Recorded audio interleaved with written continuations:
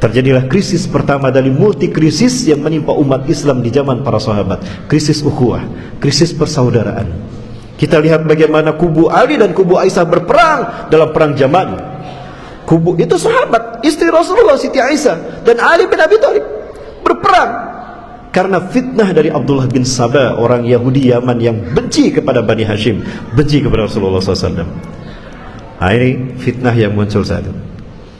Bahkan kubu Ali bin Abi Thalib berperang dengan Muawiyah dalam perang Siffin. Ya, difitnah, diadu domba. Ini krisis ukhuwah. Ketika krisis ukhuwah terjadi, terjadilah krisis-krisis berikutnya. Krisis dimulai dari krisis kepemimpinan, krisis ukhuwah, barulah ada krisis akidah. Muncul pemahaman-pemahaman sesat. Zaman dulu saja banyak pemahaman sesat, apalagi sekarang. Muncul tokoh-tokohnya, ada Mama Gufron dengan aliran yang tidak bisa masuk di akal. Ya, para pendusta di akhir zaman. Maka tidak salah kata Rasulullah SAW, tanda-tanda kiamat akan terjadi, munculnya dajjal-dajjal palsu. Jangan ragu, sebutkan dajjal. Rasulullah yang mengatakan begitu, bukan saya.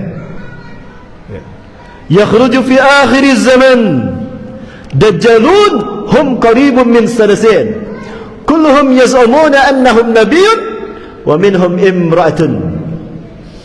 Akan keluar di akhir zaman dajjal-dajjal KW. Oh, ternyata dajjal ada dua, ada ori, ada KW. Ternyata dajjal juga ada KW. Hum qaribun min salasin, jumlah mereka ada banyak, 30 orang kurang lebih.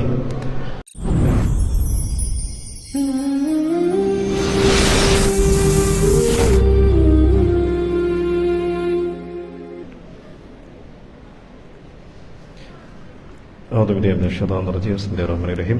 Assalamualaikum warahmatullahi wabarakatuh.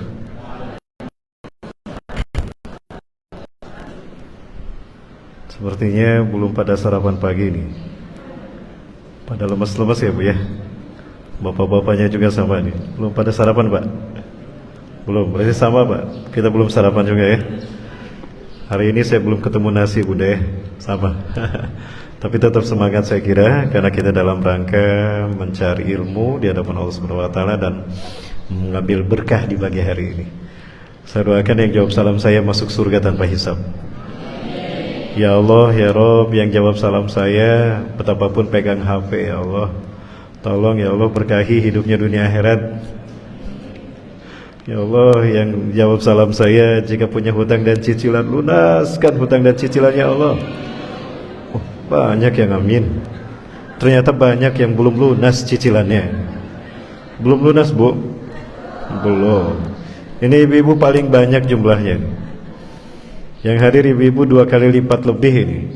Berarti tanda-tanda kiamat telah dekat sudah terjadi di sini. Ya. Jika matahari terbit dari barat, itulah tanda besar terjadinya hari kiamat. Jika memang kita umatnya Nabi Muhammad, jawablah salam saya dengan penuh semangat. Assalamualaikum warahmatullahi wabarakatuh.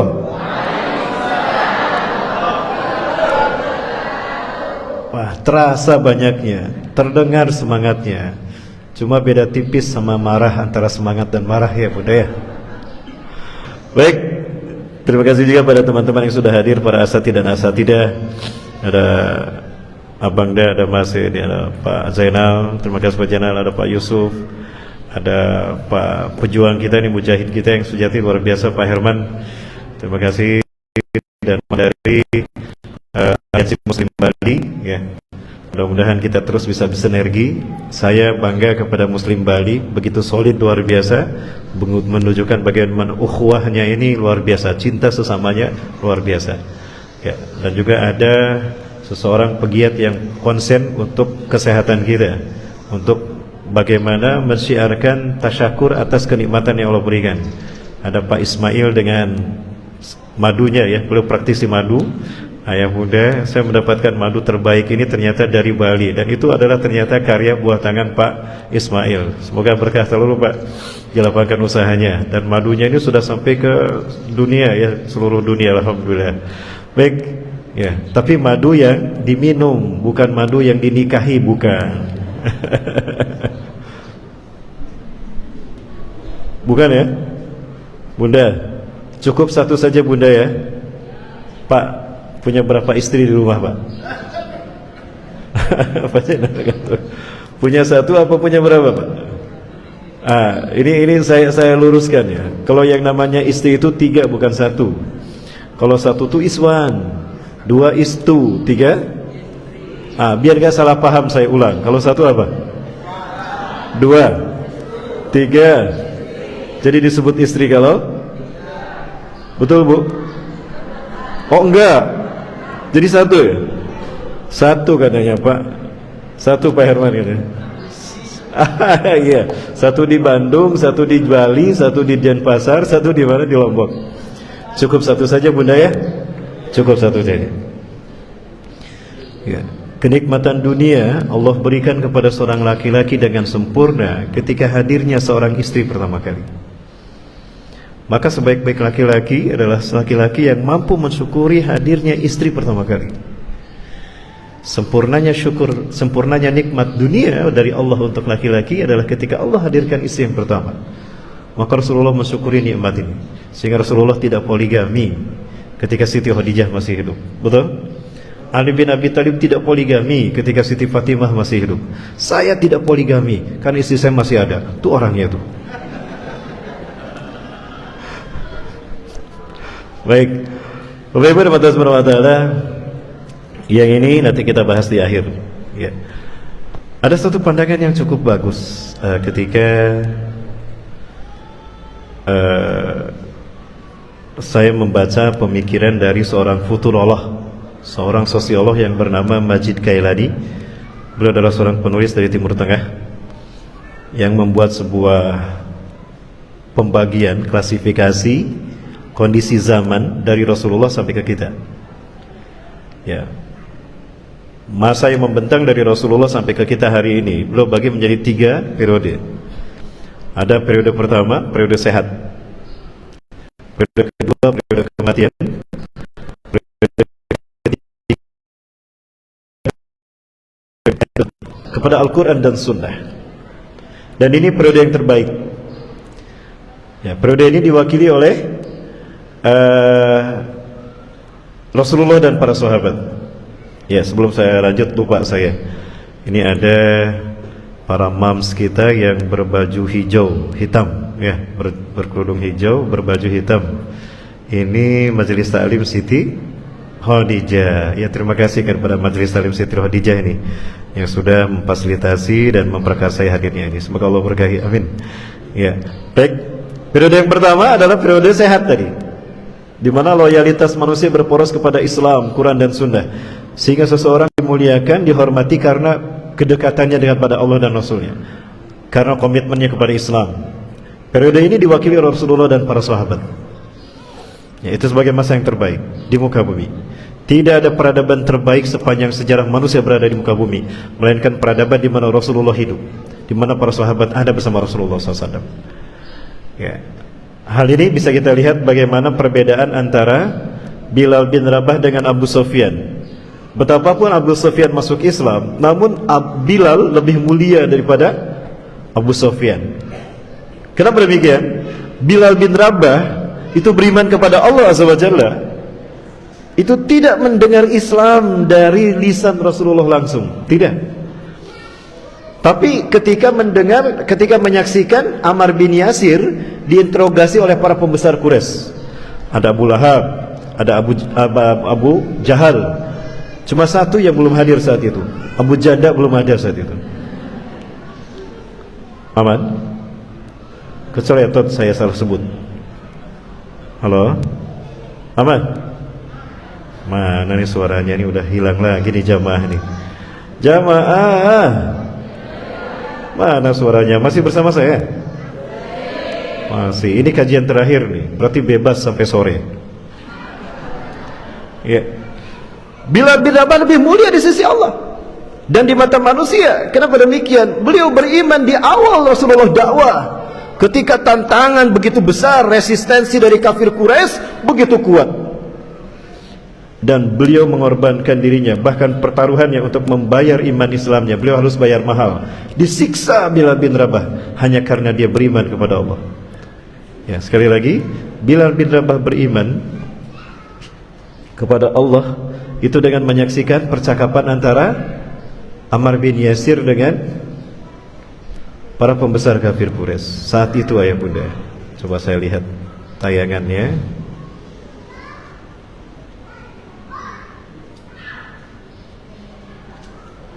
Nah, rupanya tidak ada.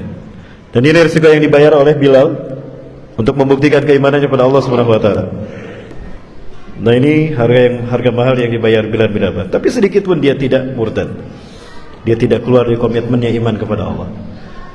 Sementara Abu Sufyan masuk Islam ketika Islam sudah besar, ketika Rasulullah dan para sahabat sudah kuat di Mekah, takut dengan kekuatan Islam, baru dia masuk Islam. Nah, ini bedanya Abu Sufyan dengan Bilal. Maka di periode sehat ini Bilal lebih mulia daripada Abu Sufyan. Betapapun Abu Sufyan bangsawan, Bilal budak. Kenapa? Komitmennya kepada Islam dan terbukti dengan penghormatannya.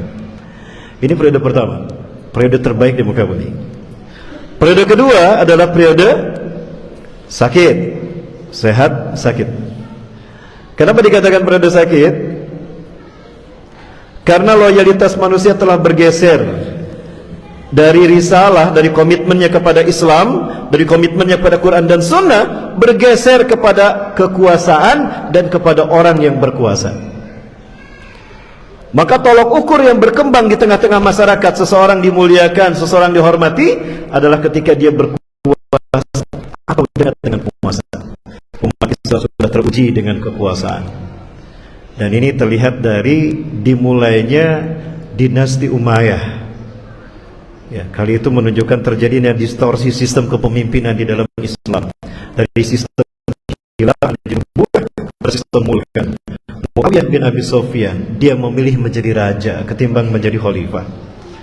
Dia lebih senang dengan sistem mulkan, kerajaan, daripada kekhilafahan. Ketika Rasulullah hijrah, Fathul Mekah, berbondong-bondong 10.000 orang para sahabat menggema takbir, tahmid, tahlil di langit Mekah. Muawiyah bin Abi Sufyan berduduk di samping Abbas bin Abdul Muthalib, paman Rasulullah SAW. Dan Muawiyah berkata, "Ya Abbas, inna mulka ibni akhika qad kaburat." Wahai Abbas, sesungguhnya kerajaan keponakanmu sekarang sudah besar. Muawiyah memandang Rasulullah dengan risalahnya itu sebagai kerajaan, padahal Rasulullah bukan raja. Maka apa kata Abbas? Innahu laisa bimulkin. Itu bukan kerajaan Muawiyah. Lakinnahu nubuwah allati anzalaha Allah li hadhihi al-ummah. Itu bukan kerajaan. Muhammad sallallahu alaihi wasallam adalah nabi dan Rasulullah. Risalah yang dibawanya, pergerakan yang dibawanya adalah nubuwah yang Allah berikan pada umatnya. Lalu apa kata Muawiyah? Amma ana faqad raditu bil mulkin. Aku lebih senang dengan sistem kerajaan. Muawiyah tidak berbaiat kepada Ali. Beliau pergi ke Suriah. Di Suriah beliau mendeklarasikan berdirinya dinasti Umayyah. Ya, nah itu pertanda umat Islam sudah bergeser loyalitasnya lebih kepada kekuasaan dan orang yang dekat kepada penguasa. Pecahlah umat Islam. Terjadilah krisis ukhuwah. Terjadilah krisis pertama dari multi krisis yang menimpa umat Islam di zaman para sahabat. Krisis ukhuwah, krisis persaudaraan. Kita lihat bagaimana kubu Ali dan kubu Aisyah berperang dalam perang Jamal. Kubu itu sahabat, istri Rasulullah Siti Aisyah dan Ali bin Abi Thalib berperang karena fitnah dari Abdullah bin Sabah, orang Yahudi Yaman yang benci kepada Bani Hashim, benci kepada Rasulullah SAW. Nah, ini fitnah yang muncul saat itu. Bahkan kubu Ali bin Abi Thalib berperang dengan Muawiyah dalam perang Siffin. Ya, difitnah, diadu domba. Ini krisis ukhuwah. Ketika krisis ukhuwah terjadilah krisis-krisis berikutnya. Krisis dimulai dari krisis kepemimpinan, krisis ukhuwah, barulah ada krisis akidah. Muncul pemahaman-pemahaman sesat. Zaman dulu saja banyak pemahaman sesat, apalagi sekarang. Muncul tokoh-tokohnya, ada Mama Gufron dengan aliran yang tidak bisa masuk di akal. Ya, para pendusta di akhir zaman. Maka tidak salah kata Rasulullah SAW, tanda-tanda kiamat akan terjadi, munculnya dajjal-dajjal palsu. Jangan ragu, sebutkan dajjal. Rasulullah yang mengatakan begitu, bukan saya. yakhruju fi akhir zaman dajjalun hum qaribun min salasin kulluhum yaz'umuna annahum nabiyyun wa minhum imra'atun. Akan keluar di akhir zaman dajjal KW. Oh, ternyata dajjal ada dua, ada ori, ada KW. Ternyata dajjal juga ada KW. Hum qaribun min salasin, jumlah mereka ada banyak, 30 orang kurang lebih. Mereka semua mengaku nabi, mereka semua mengaku rasul. Ada teman saya ngaku nabi, Pak. Ketika dulu saya terjebak di N11 KW7, aku nabi dia. Karena memang pemikiran konsep NII N11 versi Ali Murtopo dengan CSIS-nya, Central for Strategic of International Studies, yang memetakan kekuatan umat Islam di Indonesia dipecah belah. Maka mereka pengikut Pak Allahyarham, Pak Kartosuwiryo ditakut-takuti, dihukum mati, hukum seumur hidup. Maka supaya tidak begitu, bergabunglah dengan kelompoknya Ali Murtopo yang benci kepada Islam. Dibentuklah NII versi mereka. Contohnya Az-Zaitun. Nah, itu contohnya. Halo? Aman? Maka kita lihat Islam tidak terwakil. Mereka tidak mewakili Islam, justru mereka merusak Islam.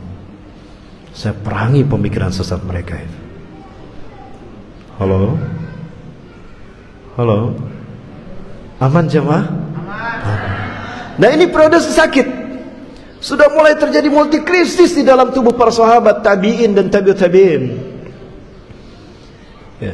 Dan periode ini diwakili dari dinasti Umayyah sampai Turki Utsmani berakhir, membentang sejauh 1262 tahun. Di sini harga diri para sahabat dihancurkan. Bahkan cucu Rasulullah SAW, Ahlul Bait keluarga Rasulullah, diperangi, dibantai di Karbala. Hari Rabu tanggal 8 Muharram dikepung oleh pasukan Yazid bin Muawiyah, ya, di Karbala. Jangan ke Kufah, diarahkan ke Karbala. Ya, di blokade tanggal 8 hari Rabu, 9 hari Kamis, Jumat tanggal 10 Muharram tahun 61 Hijriah dikepung, dibantai berbarang-barang. Dibantai keluarga Rasulullah SAW, tidak terkecuali Al-Husain, cucu Rasulullah SAW. Tidak kurang dari 34 tusukan pedang ada pada tubuh Al-Husain. Tidak kurang dari 37 sabetan pedang ada pada tubuh Al-Husain. 3 hari tidak makan, tidak minum. Beliau dalam keadaan dehidrasi, sudah tidak berdaya. Seseorang memberikan, ajudannya memberikan minum. Ketika akan diminum, itu panah diarahkan ke mulut beliau, tembus tuh, jatuh tuh air minumnya, belum setetes pun masuk ke mulutnya. Yang ngasih minum syahid ditembak. Ini hari Jumat tanggal 10 Muharram 61 Hijriah, yang oleh orang-orang Syiah disalah kaprahkan sebagai Asyura. Mereka malah membenci kita, padahal bukan kita yang membantai mereka, kan? Betul? Inilah salah kiprahnya Syiah, sebuah aliran yang diciptakan oleh Yahudi yang benci Rasulullah. Siapa? Abdullah bin Sabah, Yahudi Yaman. Kemudian Al-Husain merangkak ke sungai Efrat hendak mengambil air dengan gelas tadi. Sinan bin Anas An-Nakhai dalam satu riwayat yang kuat menembak Al-Husain dengan panahnya, tembus dari sini, Pak. Akhirnya Al-Husain sudah tidak berdaya, terlentang dalam keadaan sakarat. Lalu Sinan bin Anas An-Nakhai menusukkan tombaknya ke selangkangan kanan Al-Husain, sehingga saat itu Al-Husain menjerit kesakitan, dicabut, ditusukkan ke ulu hati. Itulah yang membuat Al-Husain syahid. Tidak puas dengan membunuh seperti itu, menusukkan tombak ke ulu hatinya, disembelih itu Al-Husain oleh Sinan bin Anas An-Nakhai dengan maksud menjual kepala Al-Husain demi mendapatkan dunia, ribuan dinar dari Yazid bin Muawiyah. Krisis yang terjadi ketika umat Islam sudah cinta kekuasaan, menghalalkan darah sesama saudaranya. Betul? Nah, ini periode sakit. Periode kedua, periode sakit. Ketika umat Islam saat itu terjebak kepada kekayaan dunia dan kekuasaan, maka orang dihormati ketika dia berkuasa, ketika dekat dengan penguasa. Betul? Jamaah bisa diikuti. Bisa. Sampai jam berapa nih kajiannya? Oh, sampai maghrib. Ditagih sampai maghrib. Bapak sampai maghrib di sini. Dengan perjanjian tidak boleh ada yang muntaber. Muntaber, mundur tanpa berita. Yang ketiga adalah periode kematian. Periode kematian, di mana loyalitas umat Islam bukan hanya manusia secara global, tapi loyalitas umat Islam berporos kepada benda, kepada materi, kepada dunia. Maka seseorang dihormati, seseorang dimuliakan karena kekayaannya. Dan kekuasaan identik dengan kekayaan, sehingga umat Islam berlomba-lomba untuk menjadi penguasa, untuk menjadi pemimpin, karena di balik itu ada kekayaan, ada proyek, ada mega proyek. Betul? Berapapun modalnya dikeluarkan. Maka ketika terpilih menjadi pemimpin, yang dipikirkan bukan bagaimana mensejahterakan rakyat dengan kekuasaannya, tapi gimana itu modal balik lagi. Mahal bro, miliaran. Maka dicarilah proyek-proyek itu. Ternyata tidak lama ketekaplah oleh KPK, OTT. Nah, itulah yang terjadi. Masuklah ke penjara, padahal belum berkuasa. Betul? Perhatian umat Islam kepada benda. Maka ustadz yang bawa Mercy kesana kemarinya pakai pesawat, bayarannya mahal, lebih dihormati ketimbang ustadz yang datang pakai motor. Dan motornya belum lunas karena cicilan ke leasing. Mana yang lebih dihormati? Kok ustaz kayak surga? Iya. Jemaah. Umat Islam terjebak kepada budaya hedonis, materialistis. Maka lebih takut kehilangan dunia daripada takut kehilangan surga. Terjebak kepada pemahaman cinta dunia dan takut mati. Zaman ini adalah zaman kita sekarang ini, jemaah.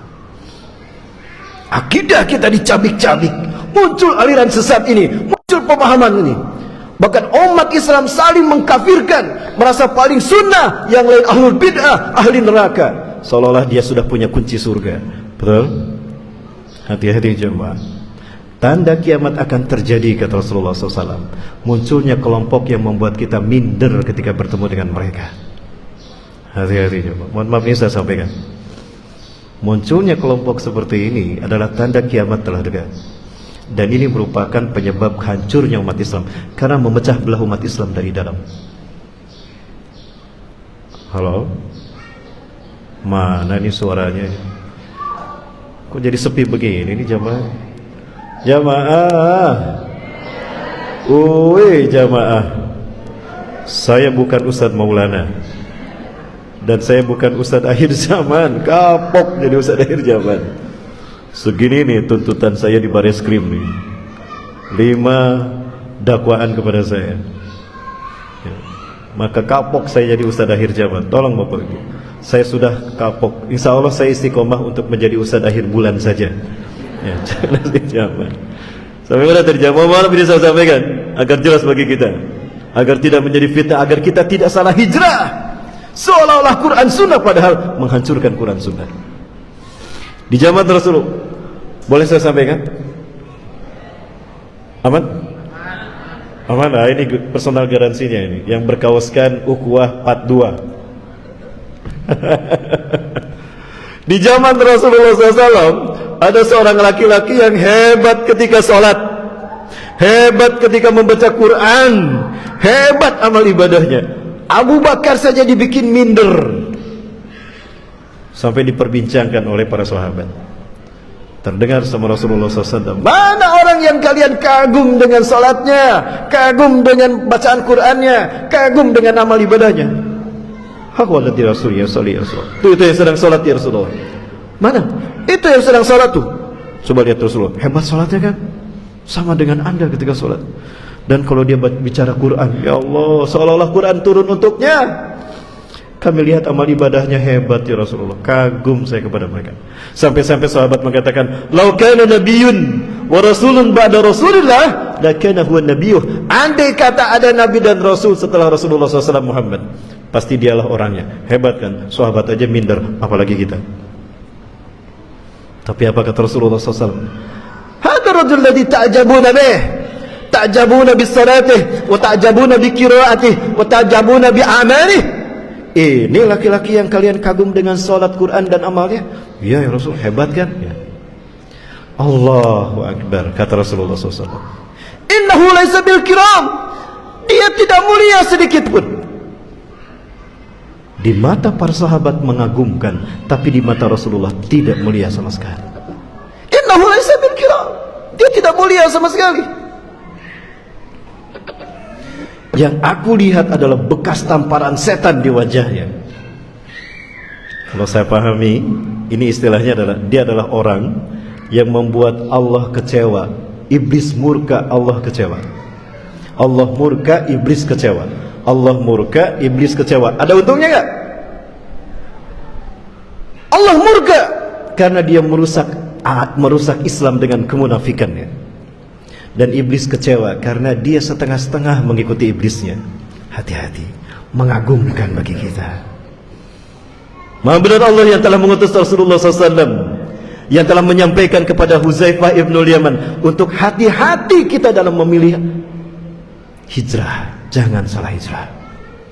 Bunda, Pak, agak sedikit panas nih materinya. Mohon maaf, tapi saya sampaikan. Saya takut menyembunyikan apa yang saya yakini. Boleh, Bunda? Suatu hari Rasulullah berkumpul dengan para sahabat. Kata Huzaifah bin Yaman, "Bainama nahnu julusan 'inda Nabi Muhammad SAW yawmaidin."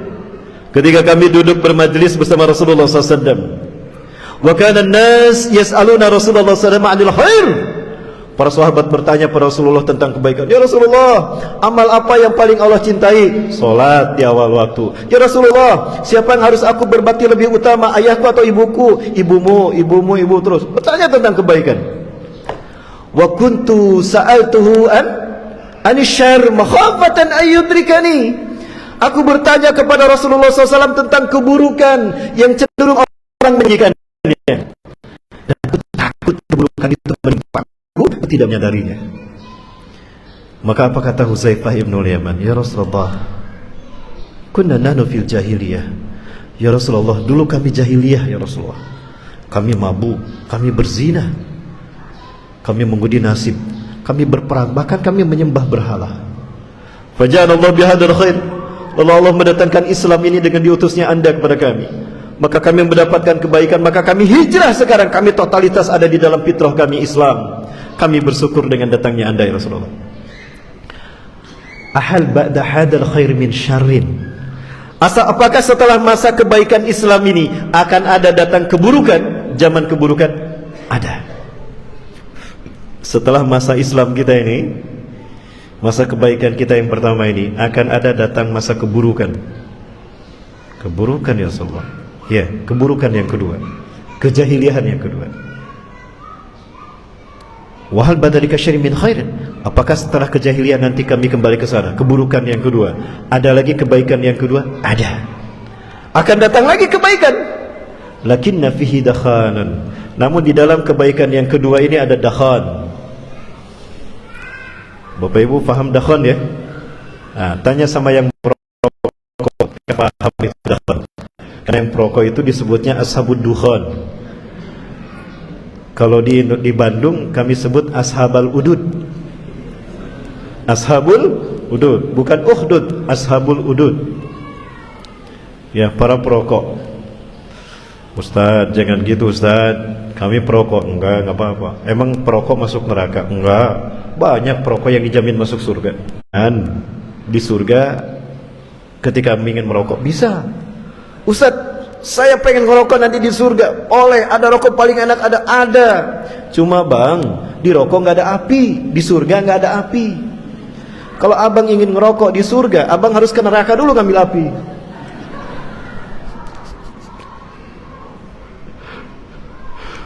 Iya.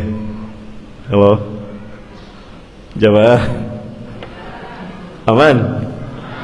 Maaf kepada para perokok, silakan. Saya tidak mengharamkan, silakan. Cuma saya tidak merokok, belum bisa merokok. Bapak Ibu, ya, yang menyia-nyiakan salat dan memperturutkan hawa nafsunya. mereka kelak akan menemui kehancuran. Subhanallah. Ya. Inilah gambarannya Bunda. Dan ini zaman anak-anak kita sekarang. Ya, maka hendaknya orang tua takut ketika anak-anaknya seperti ini. Allah memperingatkan agar jangan sampai anak-anaknya justru rusak. Orang tuanya soleh tapi anaknya hancur.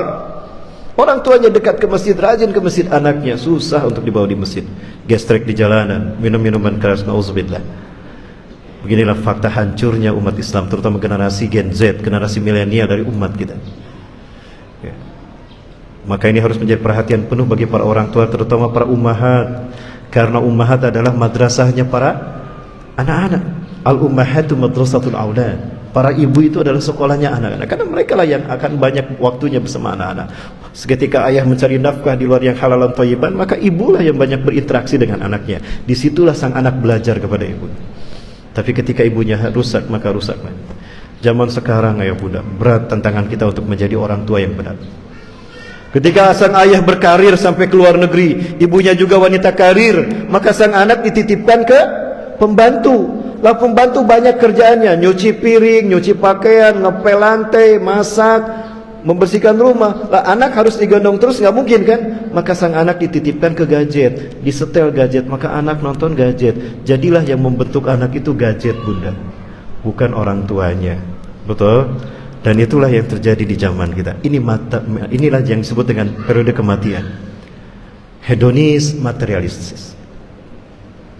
Kita dijebak dalam seperti ini ayah bunda, luar biasa. Hancurlah kita seperti ini. Maka Allah mengingatkan kita berkali-kali dengan sangat tegas.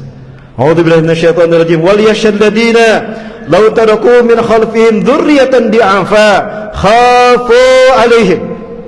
Hendaklah takut orang-orang yang sekiranya meninggalkan di belakang mereka khalfun, satu generasi, dzurriyyatan di'afa, generasi yang lemah akidahnya, lemah cara berpikirnya, lemah mentalnya, bahkan lemah akidahnya, lemah akhlaknya. Khafu 'alaihim, takut kita melihat mereka. Falyattaqullah, hendaklah kalian bertakwa pada Allah. Wal yaqulu qaulan sadidan, berkata dengan kata yang benar. Ini contohnya ya bunda, dan ini hasil observasi kita ketika dulu saya masih mengajar. Dan saya tidak bermaksud memperlihatkan aib anak-anak kita, tidak, ini bukan maksud memperlihatkan aib, tidak, kekurangan, tidak, tapi ini menjadi introspeksi bagi kita sebagai orang tua. Boleh bunda? Pak, kemana nih bapak-bapak nih? Fisiknya di masjid, jiwanya entah kemana nih. Pak, ini yang hadir siapa ini? Kita lihat sama-sama ya bunda. Inilah tantangan bagi kita sebagai orang tua di akhir zaman ini. Ada 5. Apa aja? Iman kepada. Ditanya rukun Islam ada berapa? Sebutkan. Tapi jawabannya seperti ini. Ini anak SMA, sekelas anak SMA, bukan lagi pemahaman mendasar. Mafahim Islamnya itu harusnya selesai ketika SD atau SMP. SMA ke atas itu tatbikul mafahimul islamiyah, mewujudkan, mengamalkan pemahaman Islam. Ya, subhanallah. Ini fakta yang harus kita waspadai dari kondisi anak-anak kita hari ini. Seorang siswi dengan siswinya lagi di sebuah kontrakan yang kosong, perempuan dengan perempuan. Ini banyak marak terjadi bunda. Allahu Akbar. Salah siapa ini? Nanti kita bahas khusus kenapa terjadi homoseksual, khusus nanti ketika saya bersama ibu-ibu. Kita bicara bagaimana menjadi ibu di era milenial ini. Jadi undang lagi saya ke sini Bu Rohmah, khusus untuk ummahat saja. Bapak-bapaknya nanti jihad. Betul. Kita bicara jihad fisabilillah. Oke. Undang lagi.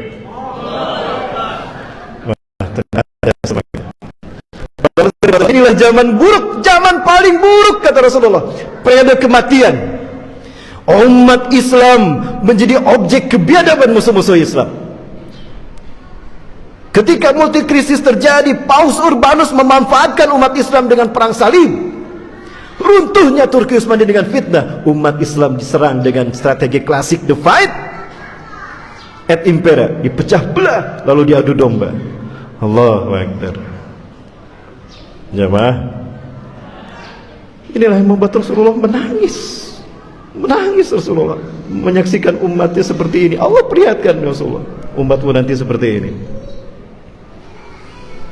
kita terjebak pada perangkap laba-laba, ya Bunda. Maha benar Allah yang telah menjelaskan ini kepada kita. Subhanallah, Allahu Akbar. Bukankah Allah telah mengingatkan kita tentang hal ini? Di dalam Quran surat Al-Ankabut 41. Sungguh indah ketika Allah mengingatkan kita, mentarbiah kita, mengedukasi kita tentang peta geopolitik dunia dengan ayat Quran dengan susunan kalimat yang sangat indah luar biasa, yang mampu membuat kita faham mana kawan mana musuh dalam perjuangan kita di akhir zaman. Allah berfirman, a'udzubillahi minasyaitonir rajim.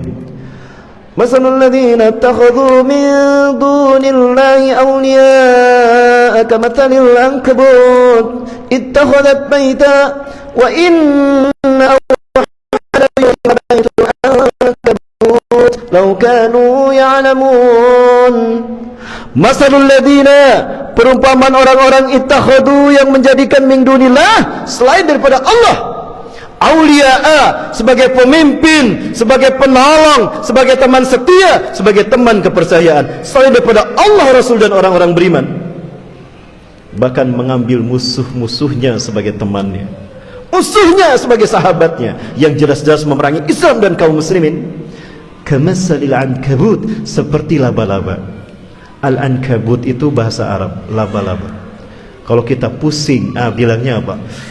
Aku pusing kalang kabut nih. Kalang kabut, seperti laba-laba.